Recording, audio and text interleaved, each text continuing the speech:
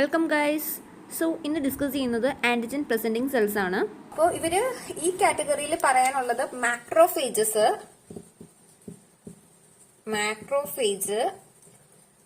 Monocytes and dendritic cells. So ഈ മൂന്നാൾക്കാരെയും നമ്മൾ antigen presenting cells ആയിട്ട് എടുക്കുന്നുണ്ട്. ഇവര് പ്രൊഫഷണൽ ആന്റിജൻ പ്രസന്റിംഗ് സെൽസ് ആണ്. പിന്നെ ഇവര് ഇന്നേറ്റ് ഇമ്മ്യൂണിറ്റിയുടെയും അഡാപ്റ്റീവ് ഇമ്മ്യൂണിറ്റിയുടെയും ഒരു ബ്രിഡ്ജ് പോലെയാണ് ഇവർ നിൽക്കുന്നത്. കാരണം ഇവരാണ് ഫസ്റ്റ് റെസ്പോണ്ടേഴ്സ് ടു ഇൻഫെക്ഷൻ എന്ന് ഞാൻ ഓൾറെഡി പറഞ്ഞായിരുന്നു. മൈലോയിഡ് ലിനേജിലെ ആൾക്കാരെല്ലാം ഫസ്റ്റ് റെസ്പോണ്ടേഴ്സ് ടു ഇൻഫെക്ഷൻ ആണ്. സോ ഇവര് ഒരു പാത്തജൻ വരുമ്പോ തന്നെ ഇവര് ഓടി അവനെ പോയി അറ്റാക്ക് ചെയ്യാൻ മാക്രോഫേജസ്, മോണോസൈറ്റ്സ്, ഡെൻഡ്രൈറ്റിക് സെൽസിന് പറ്റും. അപ്പൊ ഇവര് ഇന്നേറ്റ് ഇമ്മ്യൂണിറ്റിയിൽ ഒരു മേജർ റോള് കളിക്കുന്നുണ്ട്. അതിനുശേഷം ഇവര് അതുങ്ങളെ ഡെൻഡ്രൈറ്റിക് സെൽസ് ഒക്കെ ആന്റിജൻ പ്രസന്റിംഗ് ഈ മാക്രോഫേജസും ഡെൻഡ്രൈറ്റിക് സെൽസും ആന്റിജൻസിനെ കണ്ടു കഴിഞ്ഞാൽ അവരെ പ്രസന്റ് ചെയ്യും. അവരുടെ സർഫസിൽ ആന്റിജൻസുകളെ പ്രസന്റ് ചെയ്യും. എന്നിട്ട് അത് ബി സെൽസ്, ടി സെൽസ്, അതായത് ലിംഫോസൈറ്റ്സിനകത്തുള്ള ടി സെൽസ്, ബി സെൽസിന് ഈ മാക്രോഫേജസും ഡെൻഡ്രൈറ്റിക് സെൽസ് ഒക്കെ ആന്റിജനെ കൊണ്ടുപോയി പ്രസന്റ് ചെയ്യും. ഞാൻ പിടിച്ചട്ടോ, ആന്റിജനെ ഞാൻ പിടിച്ചട്ടോ എന്ന് കൊണ്ടുപോയി കാണിച്ചു കൊടുക്കും. അങ്ങനെ അവര് ഇന്നേറ്റിലും അതുപോലെ അഡാപ്റ്റീവ് ഇമ്മ്യൂണിറ്റിയിലും ഒരു ബ്രിഡ്ജ് പോലെയാണ് ഇവർ നിൽക്കുന്നത്. ഇവിടെ നിന്ന് പോയി റെക്കഗ്നൈസ് ചെയ്യും. കുറച്ചുപേരെ എല്ലാവരെയും കൊണ്ട് സർഫസിൽ ഇങ്ങനെ കൊണ്ടുവയ്ക്കും. എന്നിട്ട് ഇവർക്ക് കൊണ്ടുപോയി പരിചയപ്പെടുത്തി കൊടുക്കും. ഇവര് ബാക്കി കാര്യം നോക്കിക്കോളും. അപ്പോൾ ആന്റിജൻ പ്രസന്റിംഗ് സെൽസസ് എന്ന് പറയുന്ന ഒരു ബ്രിഡ്ജ് പോലെയാണ് ഇന്നേറ്റിന്റെയും അഡാപ്റ്റിന്റെയും അടുത്ത്. ഇനി ഇവരെങ്ങനെയാണ് ഒരു പാത്തജനെ പിടിക്കണേന്ന് നോക്കാം. ഇതില് മാക്രോഫേജസ് ആണ് മോർ ഫാഗോസൈറ്റിക്. അപ്പൊ മാക്രോഫേജസ് ആണ് ഡെൻഡ്രൈറ്റിക് സെൽസിനേക്കാളും ഫാഗോസൈറ്റിക് ആയിട്ട് പറയുന്നത്. അപ്പൊ മാക്രോഫേജസ് ഫാഗോസൈറ്റ് ചെയ്തിട്ടാണ് അവര് ആന്റിജനെ പ്രസന്റ് ചെയ്യുന്നത്, പ്രസന്റിംഗ് സെൽസ് ആയിട്ട് മാറുന്നത്. ആര്? മാക്രോഫേജസ്. യെസ്, നമ്മുടെ ഡെൻഡ്രൈറ്റിക് സെൽസുകൾ മോർ ഫോക്കസ് ചെയ്യുന്നത് അവര് ആന്റിജൻ പ്രസന്റ് ചെയ്യുന്ന കാര്യത്തിലാണ് കുറച്ച് കൂടുതൽ ഫോക്കസ് ചെയ്യുന്നത്. ഫാഗോസൈറ്റോസിസും ചെയ്തിട്ട് ആന്റിജൻ പ്രസന്റ് ചെയ്യുന്നത് മാക്രോഫേജസ് ആയിരിക്കും. അത് ഒരിക്കലും മറക്കരുത്. മാക്രോഫേജസ് ആണ് ഫാഗോസൈറ്റോസിനെ ഏറ്റവും മുന്നിൽ നിൽക്കുന്നത്. സോ നോക്കാം. ഒരു ബാക്ടീരിയ നമ്മുടെ ഉള്ളിൽ കയറി കഴിഞ്ഞു. ആ ബാക്ടീരിയനെ മാക്രോഫേജസ് ഐഡന്റിഫൈ ചെയ്തു. സോ അവൻ പോയി ഫാഗോസൈറ്റോസ് ചെയ്തു. ബാക്ടീരിയനെ ആരെ ഫാഗോസൈറ്റ് ചെയ്തു? നമ്മുടെ മാക്രോഫേജസ് ഫാഗോസൈറ്റ് ചെയ്തു. ഫാഗോസൈറ്റ് ചെയ്തതിന് ശേഷം അവൻ കുറച്ചും കൂടി സ്ട്രക്ചർ ഇതാക്കണം. സോ ഇവൻ ഫാഗോസൈറ്റ് ചെയ്തു. അതിനുശേഷം ഈ ബാക്ടീരിയക്കുള്ളില് പ്രോട്ടീൻസ് ഉണ്ടാകും. ആ പ്രോട്ടീൻസിനെ ഇവൻ ഡൈജസ്റ്റ് ചെയ്തു. വയറൊക്കെ വീർത്തിരിക്കുന്നുണ്ടല്ലേ, ഡൈജസ്റ്റ് ചെയ്തു. അതിനുശേഷം ഇവൻ ആ പ്രോട്ടീൻസിനെ പെപ്റ്റൈഡ് ആയിട്ട് മാറ്റും, പെപ്റ്റൈഡ്സ്. എന്നിട്ട് ആ പെപ്റ്റൈഡ്സുകളെ സർഫസിൽ ഇങ്ങനെ തെളിച്ച് വെക്കും. Got it? ആദ്യം ഒരു ബാക്ടീരിയ വന്ന് അതിനെ ഫാഗോസൈറ്റോസ് ചെയ്തപ്പോൾ ആന്റിജനിക് പ്രോട്ടീൻസസ് ഉണ്ടാകും. ആ പ്രോട്ടീൻസിനെ ഇവര് പെപ്റ്റൈഡ്സ് ആയിട്ട് മാറ്റും. ആ പെപ്റ്റൈഡ്സിനെയാണ് ഇവര് സർഫസിനകത്ത് ഇങ്ങനെ പ്രസന്റ് ചെയ്ത് ഇങ്ങനെ ബാക്കിയുള്ള നെയ്വ് ടി സെൽസ് എന്ന് പറയുന്നത് ആക്ടിവേറ്റ് ആവാത്ത ഒരു ടി സെൽ എന്നാണ് അർത്ഥം. ലിംഫോസൈറ്റ്സിനകത്ത് ടി സെൽസ് ഉണ്ട്, ബി സെൽസ് ഉണ്ടെന്ന് ഞാൻ പറഞ്ഞായിരുന്നു. അപ്പൊ ആ നെയ്വ് ടി സെൽസിനെ ഇവരെ കൊണ്ടുപോയി കാണിച്ചു വെക്കുക. അതേ, എനിക്ക് ആന്റിജനെ കിട്ടിയിട്ടോ എന്ന് ഇവര് പ്രസന്റ് ചെയ്യുവാണ് ചെയ്യുന്നത്. അതുകൊണ്ടാണ് നമ്മൾ ഇവരെ ആന്റിജൻ പ്രസന്റിംഗ് സെൽസ് എന്ന് പറയുന്നത്. ഇവര് ആന്റിജൻസിനെ പ്രസന്റ് ചെയ്യുവാണ് ചെയ്യുന്നത്, ആന്റിജൻ പ്രസന്റിംഗ് സെൽസ് എന്ന് പറയുന്നത്. ഓക്കെ അല്ലേ? സോ നമുക്ക് ഫസ്റ്റ് മോണോസൈറ്റ്സിനെ പറ്റി സംസാരിക്കാം. മോണോസൈറ്റ്സ് എന്ന് പറയുന്നത് നമ്മുടെ ബോൺ മാരോയിൽ തന്നെയാണ് ജനറേറ്റ് ചെയ്യുന്നത്. ബോൺ മാരോയിൽ നിന്ന് അവര് ഡിഫറൻഷിയേറ്റ് ചെയ്തിട്ട് ഒരു പ്രോമോണോസൈറ്റ്സ് ആയിട്ട് മാറും. പ്രോമോണോസൈറ്റ്സ്. എന്നിട്ട് ഈ പ്രോമോണോസൈറ്റ്സുകള് ബ്ലഡിലോട്ട് പോകുകയും ബ്ലഡിൽ വെച്ചിട്ട് അവര് മെച്യൂർഡ് ആയിട്ടുള്ള മോണോസൈറ്റ്സ് ആയിട്ട് മാറുകയും ചെയ്യും. Matured monocytes. ഇനി ഇൻഫെക്ഷൻ ബോഡിക്കകത്ത് കയറി, ഒരു പാത്തജൻ ബോഡിയിൽ കയറി, ടിഷ്യൂസിനകത്ത് കയറി എന്നൊരു വിവരം മോണോസൈറ്റ്സ് അറിഞ്ഞു കഴിയുമ്പോൾ അവര് ടിഷ്യൂസിലേക്ക് മൈഗ്രേറ്റ് ആവും. ഇത് ടിഷ്യൂസ് ആണ്, ടിഷ്യൂസിലേക്ക് മൈഗ്രേറ്റ് ചെയ്യും. എന്നിട്ട് ഇവര് മാക്രോഫേജ് എന്നുള്ളൊരു സ്ട്രക്ചർ സ്വീകരിക്കും. സോ ഇവര് മാക്രോഫേജ് എന്നുള്ളൊരു സ്ട്രക്ചർ സ്വീകരിക്കുകയാണ് ചെയ്യുന്നത്. പിന്നെ ഓക്കെ, സോ ഇത് ജനറേറ്റ് ചെയ്തിട്ട് അവർ പ്രോ മോണോസൈറ്റ്സ് ആയി. അതിനുശേഷം അവർ ബ്ലഡിലോട്ട് റിലീസ് ചെയ്തു. അപ്പൊ മെച്യൂർ മോണോസൈറ്റ്സ് ആയി. അതിനുശേഷം അവര് ഒരു ആന്റിജൻ, ഒരു പാത്തജൻ കയറി എന്നറിഞ്ഞപ്പോ അവര് ടിഷ്യൂസിലേക്ക് മൈഗ്രേറ്റ് ചെയ്ത് മാക്രോഫേജസ് ആയിട്ട് മാറുകയാണ് ചെയ്തത്. ഓക്കെ അല്ലേ? സോ നമുക്ക് ഇനി മാക്രോഫേജസിലോട്ട് പോകാം. മാക്രോഫേജസ് എന്ന് പറയുന്നത് എന്താണെന്ന് നമ്മൾ പറഞ്ഞു. മോണോസൈറ്റ്സ് മെച്യൂറേറ്റ് ചെയ്തിട്ട് ടിഷ്യൂസിൽ എത്തിയപ്പോൾ അത് മാക്രോഫേജസ് ആയതാണ്. അങ്ങനെ മാക്രോഫേജസിന്റെ മെയിൻ റോള് ഫാഗോസൈറ്റോസിസ് തന്നെയാണ്. എന്തൊക്കെ ചോദിച്ചാലും ഇവൻ ഫാഗോസൈറ്റിക് ആണ്. ഫാഗോസൈറ്റോസിസ് ആണ് ഇവന്റെ മെയിൻ ഫംഗ്ഷൻ എന്ന് പറയുന്നത്. പിന്നെ ആന്റിജൻ പ്രസന്റിംഗ് സെല്ലായിട്ട് ആക്ട് ചെയ്യുന്നുണ്ട്. ഇവര് ആന്റിജൻ പ്രസന്റിംഗ് സെൽസ് ആയിട്ട് ആക്ട് ചെയ്തിട്ട് ടി സെൽസിനെ ആക്ടിവേറ്റ് ചെയ്യുകയാണ് ചെയ്യുന്നത്. ഇനി ഉള്ളൊരു ഫംഗ്ഷൻ എന്ന് പറയുന്നത് മാക്രോഫേജസിന് ആന്റിബോഡിയുടെ റിസപ്റ്റേഴ്സ് ഉണ്ട്. ഓക്കെ, ആന്റിബോഡിയുടെ റിസപ്റ്റേഴ്സ് ഉണ്ടാകും. സപ്പോസ് ഇതൊരു മാക്രോഫേജസ് ആണ്, ഇവന് ആന്റിബോഡിയുടെ റിസപ്റ്റേഴ്സ് ഉണ്ടാകും. എന്തിനാ റിസപ്റ്റേഴ്സ് ഉണ്ടാവണമെന്ന് ഞാൻ പറയാം. അതിനു മുമ്പ് സോ നമ്മുടെ ബോഡിയിൽ ഒരു പാത്തജൻ കയറി, ഒരു വൈറസ് കയറി. അവനെ ആര് വന്ന് അറ്റാക്ക് ചെയ്തു? ആന്റിബോഡീസ് വന്ന് അറ്റാക്ക് ചെയ്തു. ഓക്കെ, സോ ഈ ആന്റിബോഡീസ് ആന്റിജൻസിനെ വന്ന് അറ്റാക്ക് ചെയ്യുമ്പോൾ ഇവന് വേണമെങ്കിൽ ആന്റിബോഡീസ് കില്ല് ചെയ്യാം. പക്ഷെ കുറച്ചും കൂടെ ഫാഗോസൈറ്റിക് എഫക്ട് കിട്ടാൻ വേണ്ടി ഈ ആന്റിബോഡീസ് ചെന്നിട്ട് മാക്രോഫേജസിനകത്ത് പോയി ബൈൻഡ് ചെയ്യണം. പക്ഷെ മാക്രോഫേജസിനകത്ത് ബൈൻഡ് ചെയ്യണമെങ്കിൽ ആന്റിബോഡീസിന്റെ റിസപ്റ്റർ മാക്രോഫേജസിനകത്ത് ഉണ്ടാവണം. മാക്രോഫേജസിലെ ആന്റിബോഡിയുടെ റിസപ്റ്റർ ഉണ്ടെങ്കിൽ മാത്രമാണ് ആന്റിബോഡീസിന് വന്ന് ബൈൻഡ് ചെയ്യാനായിട്ട് പറ്റുള്ളൂ. ഇനി എന്താണ് റിസപ്റ്റേഴ്സ് എന്ന് ചോദിച്ചാൽ, എന്താണ് റിസപ്റ്റേഴ്സ്? ഫസ്റ്റ് ഓഫ് ഓൾ എന്താണ് റിസപ്റ്റേഴ്സ് എന്ന് പറയുന്നത്? ഒരു ഫിലിം അവാർഡൊക്കെ നടക്കുന്ന ടൈമിൽ ഈ ഫിലിം സ്റ്റാർസ് വന്ന് ഓരോ സീറ്റിൽ ഇരിക്കാറുണ്ട്. ആക്ച്വലി അവരുടെ പേരെല്ലാം സീറ്റുകളിൽ എഴുതി വെച്ചിട്ടുണ്ട്, ഓരോരുത്തരുടെ പേര് എഴുതി വെച്ചിട്ടുണ്ട്. അതുകൊണ്ടാണ് അവർ അത്ര കറക്റ്റ് ആയിട്ട് ആ സീറ്റുകളിൽ വന്ന് ഇരിക്കുന്നത്. സെയിം ഈ ആന്റിബോഡീസ് ആവട്ടെ എന്തും ആവട്ടെ, ഓരോരുത്തർ അവരുടെ റിസപ്റ്ററിൽ വന്ന് ഇരിക്കണമെന്നുണ്ടെങ്കിൽ അത് സ്പെസിഫിക് ആയതുകൊണ്ടാണ്. ഈ ആന്റിബോഡീസ് മാക്രോഫേജസിന്റെ സർഫസിൽ ഇനി വന്ന് ഇരിക്കാനായിട്ട് പോവുകയാണ്. അപ്പൊ അവിടെ ഇരിക്കണമെങ്കിൽ അവർക്ക് ഇവിടെ എന്ത് വേണം? ആന്റിബോഡീസിന്റെ റിസപ്റ്റേഴ്സ് വേണം. മാക്രോഫേജസിന് കുറെ റിസപ്റ്റേഴ്സ് ഉണ്ടാകും, പല ആൾക്കാരുടെ റിസപ്റ്റേഴ്സ് ഉണ്ടാകും. പക്ഷേ ആന്റിബോഡിക്ക് വന്നിരിക്കാൻ ആന്റിബോഡിയുടെ റിസപ്റ്റർ തന്നെ വേണം. സോ ഞാൻ ഓൾറെഡി പറഞ്ഞു ആന്റിബോഡിയുടെ റിസപ്റ്റർ മാക്രോഫേജസിനകത്ത് ഉണ്ടെന്ന്. സോ ഈ ആന്റിബോഡി വന്ന് ആന്റിബോഡിയുടെ റിസപ്റ്ററിൽ വന്ന് ഇരിക്കാനായിട്ട് പോവാണ്. ഓക്കെ, അപ്പോ ഒരു ആന്റിജൻ കയറി. അപ്പൊ ബാക്ടീരിയ ആന്റിബോഡീസ് അതിനെ കവറപ്പ് ചെയ്തു, ബൈൻഡ് ചെയ്തു. അതിനുശേഷം ആന്റിബോഡീസ് വന്ന് മാക്രോഫേജസിൽ വന്ന് ഇരിക്കാൻ പോവാണ്. ഞാൻ മാക്രോഫേജസിന്റെ ഫംഗ്ഷൻ ആണ് പറയുന്നത്. മാക്രോഫേജസിന് ആന്റിബോഡി റിസപ്റ്റേഴ്സ് ഉണ്ടെന്നാണ് പറഞ്ഞു വന്നത്. സോ ഇപ്പോ ഇവിടെ എന്താണ് സംഭവിച്ചത്?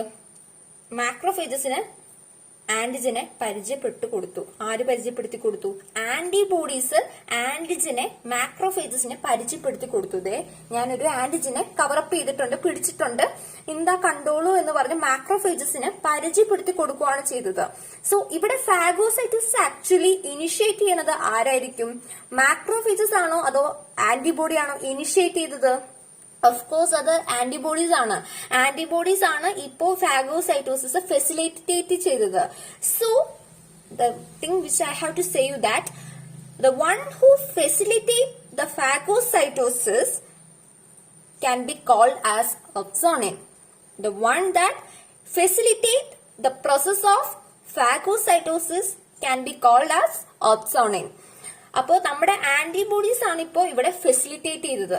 ആന്റിബോഡീസ് ആണ് ആന്റിജൻസിനെ മാക്രോഫേജസിനെ പരിചയപ്പെടുത്തി ഫെസിലിറ്റേറ്റ് ചെയ്യിപ്പിച്ച് കൊടുത്തത്. സോ നമ്മൾ നമ്മുടെ ആന്റിബോഡീസിനെ വി കോൾഡ് ആസ് ഓപ്സോണിൻ. സോ നമ്മൾ ഇഷ്ടം പോലെ നമ്മൾ പഠിച്ചിട്ടുണ്ട്, ഇമ്മ്യൂണോളജിയിൽ കുറെ തവണ കാണാതെ പഠിച്ചിട്ടുണ്ട്. Opsonization, opsonin is called dash and dash, കുറെ അങ്ങനെ പഠിച്ചിട്ടുണ്ട്. പക്ഷേ ഇതാണ് actual definition. The one who facilitate the process of phagocytosis. ഇതിന് കുറെ ഡെഫിനേഷൻ ഉണ്ട്. ഇതാണ് സിംപ്ലസ്റ്റ് ആയിട്ടുള്ള ഒരു ഡെഫിനേഷൻ. അപ്പൊ ഈ ഒരു പ്രോസസ്സിനെ നമ്മൾ എന്തെന്ന് വിളിക്കും? ഓഫ് കോഴ്സ് നമ്മൾ ഓപ്സോണൈസേഷൻ എന്ന് വിളിക്കും. ഓക്കെ, അപ്പൊ ഇതാണ് ഓപ്സോണൈസേഷനും ദ പ്രോസസ് ഓഫ് ക്യാപ്ചറിങ് പ്രോസസ്സും എല്ലാം ഇതാണ്. അപ്പൊ ഞാൻ ഇവിടെ പറഞ്ഞു വന്നത് മാക്രോഫേജസിന്റെ ഫംഗ്ഷൻ ആണ്. ആൻഡ് വൺ മോർ തിങ്, ഓപ്സോണിനെ ഞാൻ പറഞ്ഞത് ആന്റിബോഡി അതായത് ഫാഗോസൈറ്റോസിസ് ഫെസിലിറ്റേറ്റ് ചെയ്ത ഒരാളായിട്ടാണ്. Okay, let me say one thing. ഈ ഇമ്മ്യൂണോളജി ആക്ച്വലി വളരെ ഈസി ആവാൻ ഒരു കാരണം എന്താണെന്ന് വെച്ചാൽ ഈ പേരിൽ തന്നെയുണ്ട് ഇതിന്റെ ഫംഗ്ഷൻ എന്താന്നുള്ളത്. ഓപ്സോണിന്റെ മീനിങ് എന്താണെന്നറിയോ? Give taste. Give taste. എന്ത് ടേസ്റ്റ്? മാക്രോഫേജസിന് ടേസ്റ്റ് കൊടുക്കുക എന്നുള്ളത് പോലെയാണ്. സോ ഇതെന്ന് പറയുന്നത് ഒരു പിസ്സ ടോപ്പിംഗ് പോലെയാണ്. പിസ്സയിൽ നമ്മുടെ ചിക്കൻ ഫില്ലിംഗ് ഒക്കെ വെച്ച് ടോപ്പിംഗ് നമ്മൾ ഉണ്ടാക്കി. അപ്പൊ നമുക്ക് എന്ത് കിട്ടും? പിസ്സക്ക് ടേസ്റ്റ് കിട്ടും. വെറുതെ മറ്റേ മൈദ കലക്കി വെച്ചാൽ നമ്മൾ കഴിക്കുമോ? പിസ്സ കഴിക്കും? നമ്മളെ കഴിക്കില്ല. നമുക്ക് ആ ടേസ്റ്റ് കിട്ടുന്നത് അതിന്റെ മുകളിൽ ഇരുന്ന സോസും ടോപ്പിങ്ങും, സോസേജ്, ചിക്കൻ അങ്ങനത്തെ ഐറ്റംസ് എല്ലാം നമ്മൾ അതിന്റെ മുകളിൽ ഇട്ടുമ്പോഴാണ് ആ പിസ്സയ്ക്ക് കുറച്ച് ടേസ്റ്റ് കിട്ടുന്നത്. ആന്റിജൻസുമായിട്ട് ആന്റിബോഡി വന്ന് ഇരിക്കുന്ന കണ്ടാൽ മാത്രമാണ് മാക്രോഫേജസിന് അവരെ ക്യാപ്ചർ അപ്പ് ചെയ്യാൻ പറ്റുള്ളൂ. അപ്പോഴാണ് ആ ഒരു അർത്ഥം വരുന്നത്. ഓപ്സോണിൻ ഈസ് ടേസ്റ്റ് ടു മാക്രോഫേജസ്. അപ്പൊ അതിനർത്ഥം തന്നെ ആന്റിബോഡീസ് ഉണ്ടെങ്കിൽ മാത്രമാണ് മാക്രോഫേജസിന് ആന്റിജനെ സൂപ്പർ ആയിട്ട് അങ്ങ് കഴിക്കാൻ പറ്റുള്ളൂ. ഫാഗോസൈറ്റോസിസ് എന്ന് പറയുന്ന വിഴുങ്ങല് സാധിക്കണമെങ്കിൽ അവിടെ ആന്റിബോഡീസ് റിക്വയർഡ് ആണ്. സോ ഓപ്സോണിൻ അല്ലെങ്കിൽ ആന്റിബോഡീസ് എന്ന് പറയുന്നത് മാക്രോഫേജസിന് ഒരു പിസ്സ ടോപ്പിംഗ് പോലെയാണ്, അല്ലെങ്കിൽ അതൊരു സംതിങ് വിച്ച് ഗീവ് ടേസ്റ്റ് പോലെയാണ്. ഓക്കെ, അപ്പൊ ഇതെല്ലാം ഞാൻ പറഞ്ഞു വന്നത് മാക്രോഫേജസിന് ആന്റിബോഡി റിസപ്റ്റേഴ്സ് ഉണ്ടെന്നൊരു ഫംഗ്ഷൻ ആണ്.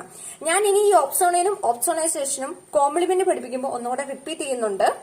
സോ ഓപ്സോണൈൻ എന്ന് പറയുമ്പോൾ എപ്പോഴും ഓർത്തോണം, ഒരു കയ്യില് അവൻ ആന്റിജനെ പിടിക്കും, ബാക്ടീരിയനെ പിടിക്കും, ആൻഡ് മറ്റേ കയ്യിൽ അവൻ മാക്രോഫേജസിനെ പിടിക്കും,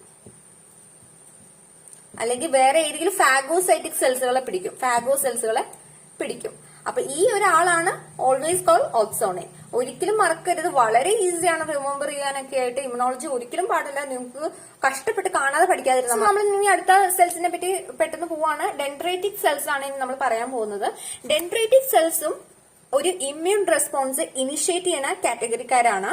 ഒരു ആന്റിജൻ ബോഡിയിൽ കയറി, അപ്പോ ഇവൻ ആദ്യം ചെയ്യുന്നത് എന്താണെന്നറിയോ? ആന്റിജനെ ക്യാപ്ചർ ചെയ്ത് കഴിഞ്ഞാൽ ഇവൻ ആദ്യം ചെയ്യുന്നത് is browsing for lymphocytes.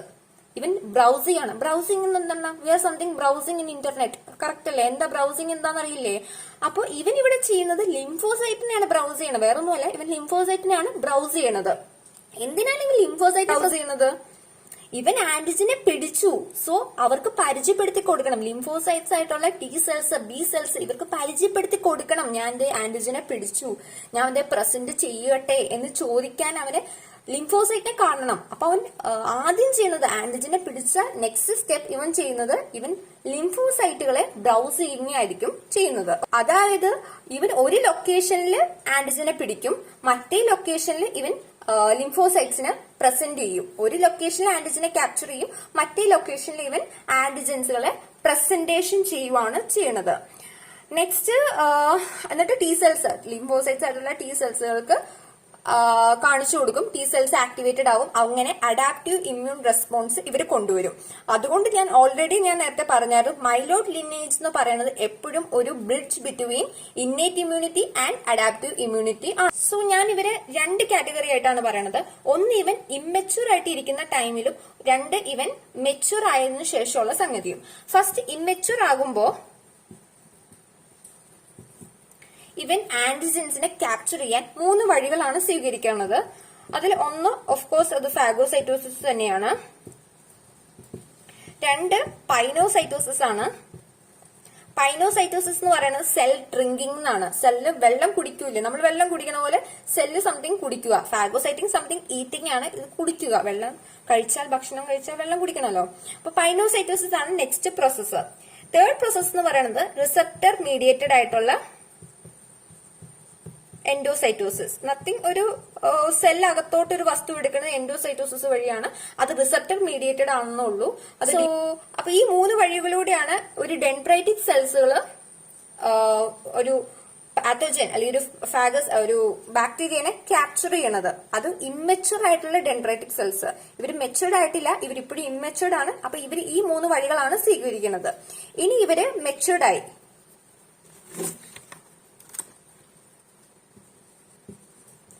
Mature ആയിട്ടുള്ള ഡെൻഡ്രൈറ്റിക് സെൽസ്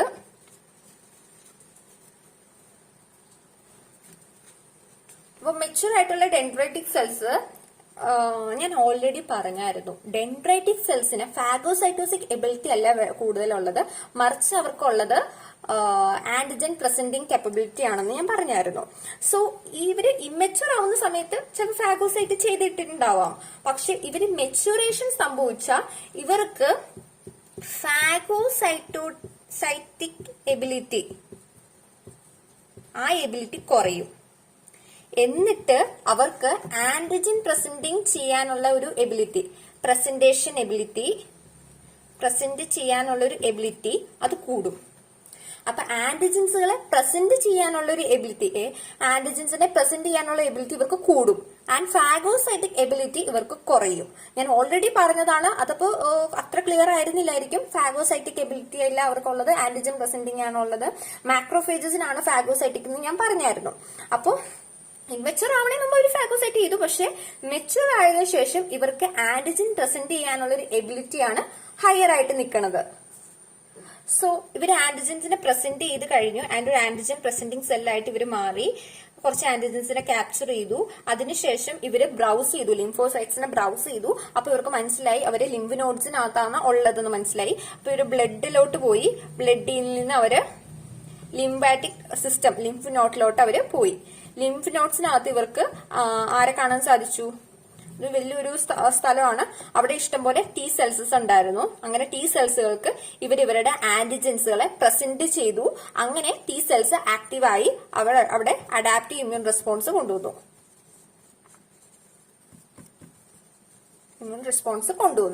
അപ്പോ ഇത്രേ ഉള്ളൂ. ആന്റിജൻ പ്രസന്റിംഗ് സെൽസ് ആണ് ഇവരുടെ മെയിൻ പരിപാടി.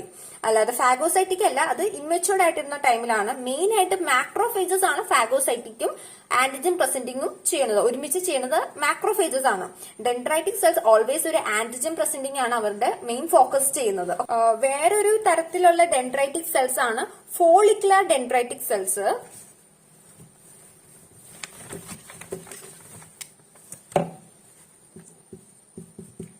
Follicular dendritic cells. അപ്പൊ ഇവർക്ക് ആന്റിജൻ പ്രസന്റ് ചെയ്യാനുള്ള ഒരു എബിലിറ്റി ഇല്ല. ഇവര് ബോൺ മാരോയിലല്ല റൈസ് ചെയ്യണം. ഇവര് ബോൺ മാരോയിലല്ല ഉണ്ടാവണത് അല്ല. അതുപോലെ ഇവർക്ക് ആന്റിജൻ പ്രസന്റ് ചെയ്യാനുള്ള ഒരു എബിലിറ്റി ഇല്ല. മറിച്ച് ഇവര് കാണുന്നത് ലിംഫ് നോഡ്സിനകത്തുള്ള ഫോളിക്കിൾസിനകത്താണ്. ലിംഫാറ്റിക് ഫോളിക്കിൾസിലാണ് ഇവര് കാണുന്നത്. അതുകൊണ്ടാണ് നമ്മൾ ഇവർക്കൊരു പേര് കൊടുത്തത്. എന്തെന്ന് ഇവര് ഫോളിക്കുലർ ഡെൻഡ്രൈറ്റ്സ് എന്ന് വിളിക്കാനായിട്ടുള്ള കാരണം അവിടെ മെയിൻ ആയിട്ട് കണ്ടുവരുന്ന സെൽ എന്ന് പറയുന്നത് ബി സെല്ലാണ്. സോ ബി സെല്ലിനെയാണ് ഇവര് ആക്റ്റീവ് ചെയ്യണത്. മറ്റവര് ടി സെൽസിനെയാണ്, ഇവര് പക്ഷെ ബി സെൽസിനെയാണ്. ഡീറ്റെയിൽഡ് ആയിട്ട് നമുക്ക് ഇനി അടുത്ത ഡെൻഡ്രൈറ്റിക് സെൽസ് ഡീറ്റെയിൽഡ് ആയിട്ട് പഠിക്കുമ്പോൾ പറയാം. അപ്പൊ ഇതൊരു ജസ്റ്റ് ഒരു ഓവർവ്യൂ ഓഫ് സെൽസ് ആണ് ഞാൻ ഉദ്ദേശിച്ചിട്ടുള്ളൂ. സോ നമുക്ക് ഇനി അടുത്ത സെൽസുകൾ ഏതൊക്കെയാണെന്ന് പെട്ടെന്ന് പറഞ്ഞു തീർക്കാം. നെക്സ്റ്റ് ഇനി ഉള്ളത് എരിത്രോസൈറ്റ്സ് ആണ് ഉള്ളത്. എരിത്രോസൈറ്റ്സ്, അതുപോലെ മെഗാ കാരിയോസൈറ്റ്. സോ മെഗാകാരിയോസൈറ്റ്സ് നിങ്ങൾക്ക് എല്ലാവർക്കും അറിയായിരിക്കും. മെഗാകാരിയോസൈറ്റ്സ് എന്ന് പറയുന്നത് ഇങ്ങനെയൊക്കെ ഏകദേശം ഇങ്ങനെ ഇരിക്കുന്ന സ്ട്രക്ചർ ആയിരിക്കും. അവരുടെ സൈറ്റോപ്ലാസം ഡിവൈഡ് ചെയ്ത് അവരുടെ സൈറ്റോപ്ലാസം ആണ് അവരെ ഡിവൈഡ് ചെയ്യണത്. അങ്ങനെ ഓരോ സെൽസുകൾ ഇങ്ങനെ പുറത്തോട്ട് വരും. അങ്ങനെ ആ ഓരോ സൈറ്റോപ്ലാസിൽ നിന്ന് റിലീസ് ചെയ്യുന്നതും പ്ലേറ്റ്ലെറ്റ്സ് ആയിട്ട് മാറും. നമുക്കൊരു മുറിവുണ്ടായി, അങ്ങോട്ട് ആദ്യം ഓടിയെത്തി മുറിവെല്ലാം ഉണക്കി ഭേദമാക്കി തരുന്ന നമ്മുടെ കൂട്ടുകാരനാണ് പ്ലേറ്റ്ലെറ്റ്സ് എന്ന് പറയുന്നത്. സോ ഇത്രയും സെൽസ് ആണ് മൈലോഡ് ലിനേജിനകത്തുള്ളത്. സോ നമ്മൾ ആരൊക്കെ പറ്റി പറഞ്ഞു? ഓവറോൾ ആയിട്ട് ആരൊക്കെ നമ്മൾ പറ്റി പറഞ്ഞു? നമ്മള് macrophages, monocytes, dendritic cells. So that's all. Thank you for watching. Bye guys.